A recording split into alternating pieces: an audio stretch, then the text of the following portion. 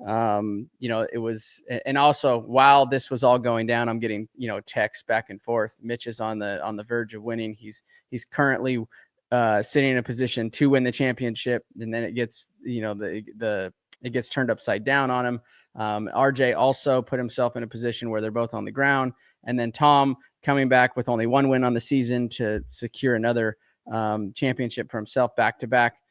Dude, it was a crazy night. The track promoted pretty good racing, I thought. The rhythm sections were really quick. As we're watching the replay right now, RJ just came in underneath Seth. I feel like Seth should have kind of knew that anything's a go, anything can happen for this championship position. It wasn't dirty. He came in and ran him high. It wasn't the angle wasn't bad, anything like that. It's a bummer all around. Bummer for Mitch, bummer for Seth, RJ also, but the cream always rises to the top, and it ended up being Tom Saturday night. Damn, dude, that's a hot take. So you were okay with the move, and I think, look, as we're watching replay again, he didn't come in blazingly quick, right? He didn't come in and just blow him out. I think the stupid part on RJ's side of that was he put himself on the ground, right? Yeah. Like it didn't work out for him. The move that he was trying to pull, didn't work. Put them both on the ground, and Seth lost the championship, and so did RJ. So, from that standpoint, I think it was a bonehead move, because you're supposed to, if you're going to run it in like that, you got to make sure you get out of it so that it makes it worthwhile. Yeah, I said the same thing in the broadcast, RV. I was like, it's an easy position to be in. Like, obviously RJ was coming up through.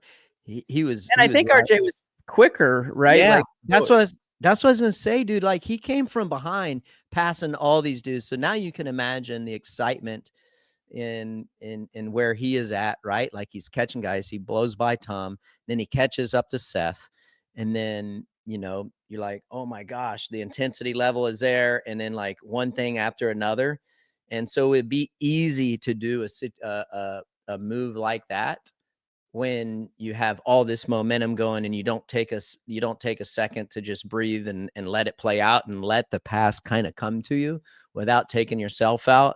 So I understand. I feel like I have an idea of why it happened, but at the same time, I said, like, dude, the last thing you can do is take yourself out while you're trying to do another guy dirty. And yeah, they handed it over to Tom. Yeah, he did. And it was interesting. Interview afterwards, Tom kind of had written it off. Like he totally wrote off that championship. He didn't have the speed to run with Seth or RJ. But obviously, as we watched Saturday night, RJ came in, took Seth out and himself out, and the cards fell into Tom's lap pretty much. So tough situation to be in, but like you said, Ricky, it's pretty easy for that stuff to happen when you get a little ahead of yourself. Right. The emotions are going, and you're just like a ball of fire.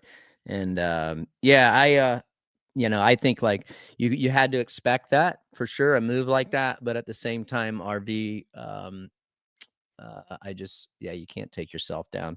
There's no need for me to break it down any more than that. But hi folks, Lee Diffie from NBC Sports here. If you truly enjoyed what you just watched, you can get more news, interviews, and highlights by subscribing to the Motorsports on NBC YouTube page. You can get it all, so go for it.